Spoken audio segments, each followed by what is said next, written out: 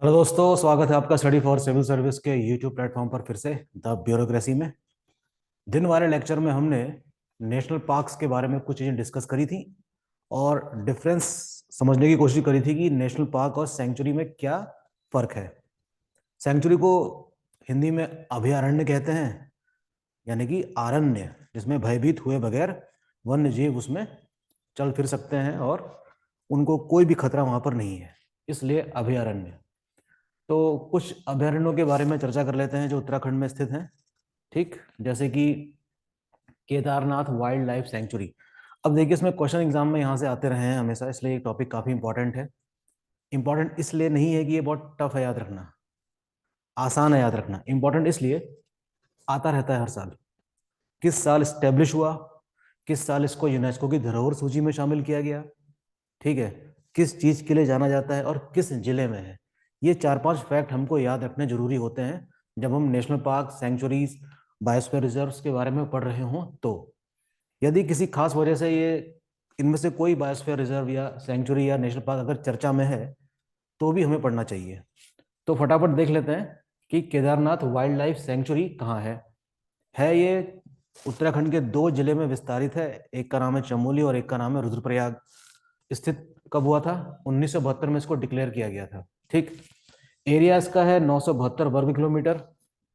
जाना जाता है हिम तेंदुए, लेपर्ड और ब्राउन बियर के लिए। और भी कई सारे ऐसे जानवर हैं। ये कोई जरूरी नहीं है कि एक जानवर अगर एक नेशनल पार्क में मिल रहा है तो दूसरे में नहीं मिलेगा, क्योंकि जानवरों को नहीं पता है कि बाउंड्रीज कहाँ पे खत्म हो रही है, कहाँ पे शुरू हो रही है। ये सीमाएं तो हमने क्रिएट करी हैं। ठीक है, तो ऐसा नहीं है कि रेस्ट्रिक्टली किसी जगह पे हाथी अगर national park, Corbett national park है, तो वह राजा जी नेशनल पार्क वाले हाथी में नहीं आ सकता। वहां के हाथी उसको आने से मना नहीं करेंगे। ठीक है, बात को इस तरीके से समझिए। तो ये हो गया स्नो लेपर्ड, लेपर्ड और ब्राउन बियर, इनकी अधिकता हम कह सकते हैं कि देखने को मिलती है। साथ ही साथ वाइल्ड लाइफ होगी तो फ्लोरा भी होगा, यानी कि वेजिटेशन भी होंगे। तो वहाँ पर मुख्य रूप से ओक यानी कि बांज, बुनास, स्प्रूस और खरसू के जो वृक्ष हैं वो पाए जाते हैं। ठीक, तो इसके संबंध में कुछ और जानकारियां नेट में अवेलेबल हैं, आप चाहें तो देख सकते हैं।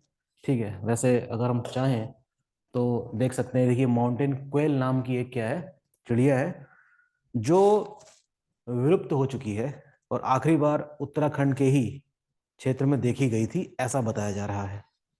ठीक, तो वाइल्ड लाइफ सेंचुरीज को लेकर काफी चीजें आपको इंटरनेट में मिल जाएंगी। देखिए, केदारनाथ वाइल्ड लाइफ सेंचुरी 1972 में बनी थी, इसका एरिया है और ये 1160 मीटर की ऊंचाई तक है। इस तरीके से कई सारी चीजें इसमें दी गई हैं, आप चाहें तो पढ़ सकते हैं। ओके, ये रहा। अब बात करते हैं अस्कोट वाइल्ड लाइफ सेंचुरी की। अस्कोट नाम का वन्य जीव अभयारण्य स्थापित हुआ था 1986 में। एरिया इसका काफी ज्यादा है, पिथौरागढ़ जिले में स्थित है, 600 वर्ग किलोमीटर। ये देखिए, ये जो वाइल्ड लाइफ सेंचुरी है उत्तराखंड की, ये मुख्य रूप से जानी जाती है कस्तूरी मृग के लिए, यानी कि मस्क डियर के लिए। तो ये इंपॉर्टेंट एक फैक्ट हो जाता है हमारे लिए कि मस्क डियर के लिए कोई वाइल्ड लाइफ सेंचुरी जानी जाती है या नहीं। तो उसका जवाब होगा अस्कोट। स्नो लेपर्ड देखिए हर जगह दिखाई दे रहा है। हिम तेंदुआ लगभग जो पर्वतीय जिले हैं उत्तराखंड के, वहां पर सब जगह आपको देखने को मिलेगा ये। ठीक, भरल, थार, मोनाल, ये देखिए पक्षी भी देखने को मिल रहे हैं यहाँ पर। तो ये एग्जाम में क्वेश्चन आ सकता है ईयर के हिसाब से। ठीक, और किस जिले में है। गोविंद वाइल्ड लाइफ सेंचुरी, देखिए Govind wild life sanctuary national park भी है, साथ साथ सर्व कर रहा है वाइल्ड लाइफ सेंचुरी के रूप में भी। 485 वर्ग किलोमीटर इसका एरिया है और उत्तरकाशी जिले में स्थित है। ये भी जाना जाता है किसके लिए? स्नो लेपर्ड के लिए, गोल्डन ईगल के लिए, ये इंपॉर्टेंट टर्म है इसमें। सांभर और जंगली बिल्ली यानी कि वाइल्ड कैट, और भी सांप बिच्छू सारे मिलेंगे सभी सभी सभी जगह। ठीक है, तो कोई जरूरी नहीं है कि एक जानवर एक ही जगह रेस्ट्रिक्ट रहे और उसको पार नहीं कर सकता, हमेशा कर सकता है। अच्छा, ऊंचाई इसकी काफी ज्यादा है। देखिए, 1400 मीटर से लेकर 6323 मीटर की ऊंचाई तक इसका विस्तार है। तो ये काफी इंपॉर्टेंट फैक्ट है इसमें कि सबसे ऊंचाई तक कौन सा नेशनल पार्क स्थापित है। तो आप कह सकते हैं गोविंद वाइल्ड लाइफ सेंचुरी 1955 में स्थापित हुआ था, उत्तरकाशी में स्थित है। काफी इंपॉर्टेंट फैक्ट्स हैं, याद रखने होंगे आपको। ठीक, अगला देखिए, सोना नदी वाइल्ड लाइफ सेंचुरी, ये 1987 में स्थापित हुआ था। इसका एरिया 301 वर्ग किलोमीटर है। पौड़ी गढ़वाल में स्थित है। जाहिर सी बात है, पौड़ी वाला जो इलाका है वो थोड़ा प्लेन वाला इलाका है, तो हाथी काफ़ी ज़्यादा मात्रा में मिल जाते हैं वहाँ पर। एलिफेंट, वाइल्ड बोर यानी कि जंगली सूअर, लेपर्ड, मृग, और रेप्टाइल्स में आपको मिल जाएगा पाइथन और मॉनिटर लिजर्ड। ऐसा नहीं है कि रेप्टाइल्स में पाइथन और मॉनिटर लिजर्ड आपको कॉर्बेट नेशनल पार्क में नहीं मिलेगी। ये सारी चीज़ें क्या है यहाँ पर कॉमन ही रहेंगी लगभग। ठीक। अच्छा, बर्ड्स कौन सी मिल जाती है यहाँ पर? हॉर्नबिल और किंगफिशर। ठीक। तो ये सोना नदी वाइल्ड लाइफ सेंचुरी के संबंध में ये कुछ इंपॉर्टेंट इन्फॉर्मेशन हैं, और आप भी अपने स्तर से खोजिए चीज़ों को।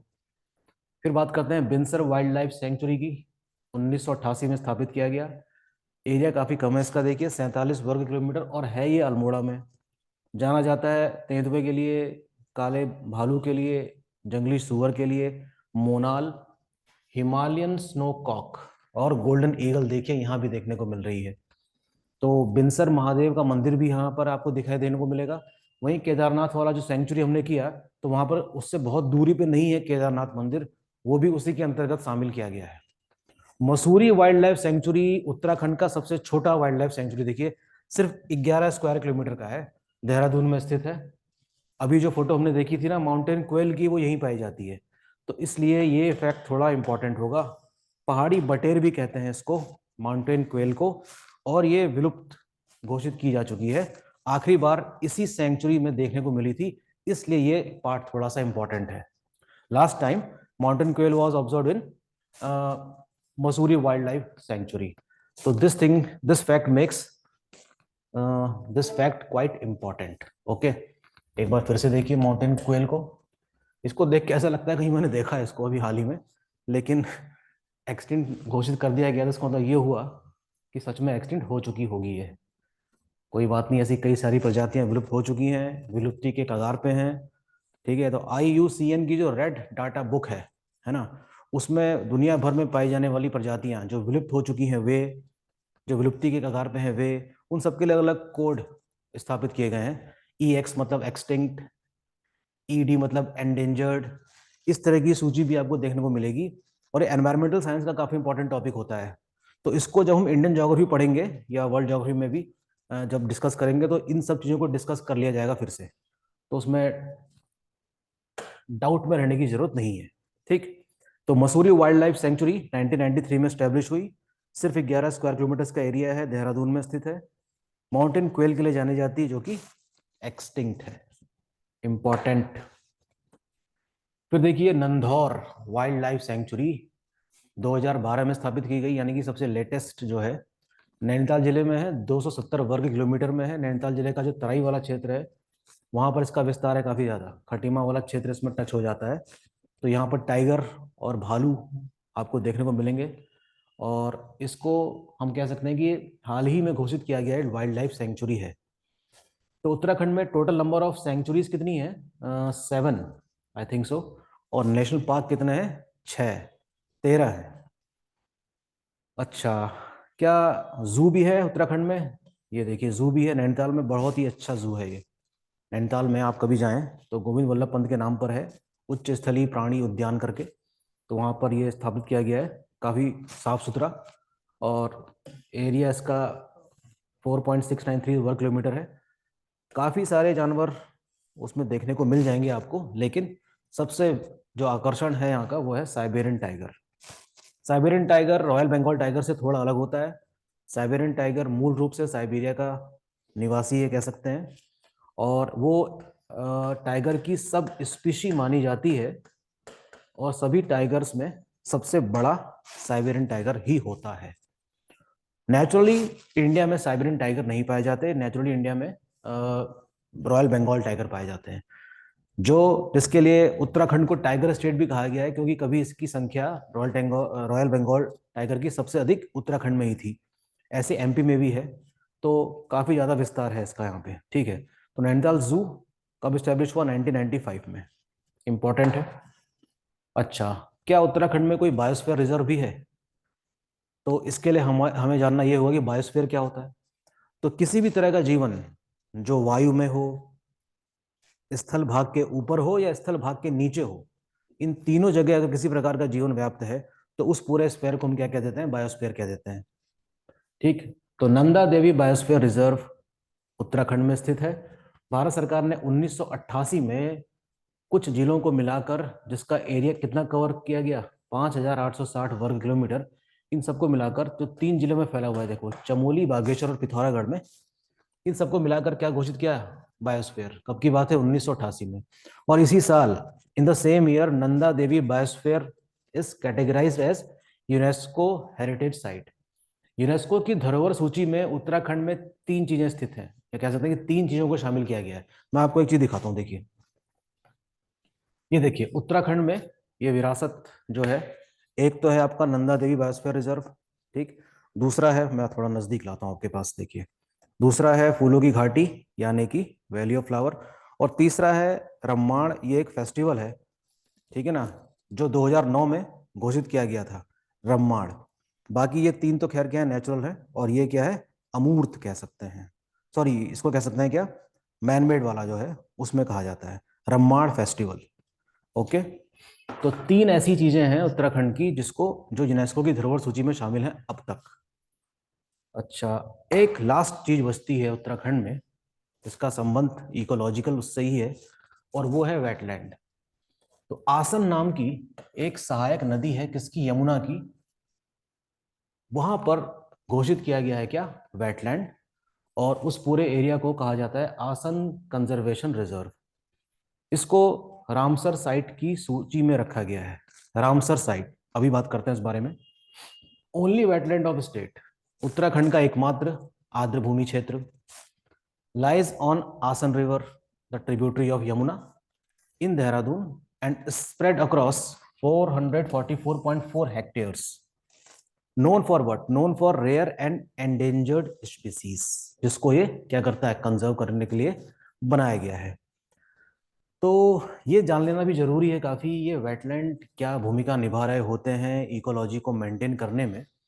तो ये इसका महत्व समझ लिया गया 1970 के दशक में। और 1971 में रामसर नाम के शहर, जो कि ईरान का एक शहर है, वहां पर रामसर वेटलैंड साइट्स, या कह सकते हैं कि गोष्ठी स्थापित की गई होगी। और तब से लेकर आज तक दुनिया भर में ऐसी कई सारी साइट्स हैं जिसको डिक्लेयर किया गया है कि रामसर साइट। तो रामसर साइट ऐसा इलाका होता है जो एक दलदली क्षेत्र होता है, जहां पर कई सारी माइग्रेटरी बर्ड्स आती हैं खास सीजन में और जाती हैं। तो हम कह सकते हैं कि इस तरह के वेटलैंड्स पनाहगाह साबित होते हैं दूर दराज से आने वाले माइग्रेटरी बर्ड्स के लिए, ठीक है, प्रजनन करते हैं वहां। इस प्रकार की चीजों को मेंटेन करना काफी जरूरी समझा गया, और तब से लेकर अब तक ये सारे प्रयास किए गए हैं। उत्तराखंड में फिलहाल एक है, लेकिन भारत में कई सारे हैं। और उत्तर प्रदेश में तो पिछले 2 सालों में कई सारे नए वेटलैंड्स घोषित किए गए हैं। तो वो यूपी पीसीएस वाले एग्जाम के लिए काफी इंपॉर्टेंट हो जाता है, ठीक है। इस तरीके से देखते हैं कि उत्तराखंड में फिलहाल अभी तक क्या है, एक ही क्या है, वेटलैंड है, जो कि इकोलॉजी को मेंटेन करने में काफी इंपॉर्टेंट भूमिका निभाता है, ठीक। तो ये सारे कुछ इकोलॉजिकल उपाय सरकारों को फॉलो करने पड़ते हैं, और ये काफी जरूरी भी है, क्योंकि first thing first is what, to save our earth. Okay. तो होपफुली आपको लेक्चर समझ में आएगा अगर आप इसको ढंग से पूरा सुनते हैं तो। पूरा लेक्चर सुना करिए, ज्यादा लंबे लेक्चर में बनाता भी नहीं हूँ। सार आपको प्रस्तुत करता हूँ, उसका सार, ताकि आप उसको पढ़ें किताबों से और फिर इसको समझें अच्छी तरीके से। तो मिलते हैं नेक्स्ट लेक्चर में, तब तक बने रहिए स्टडी फॉर सिविल सर्विस के साथ और पढ़ाई करते रहिए। Thank you.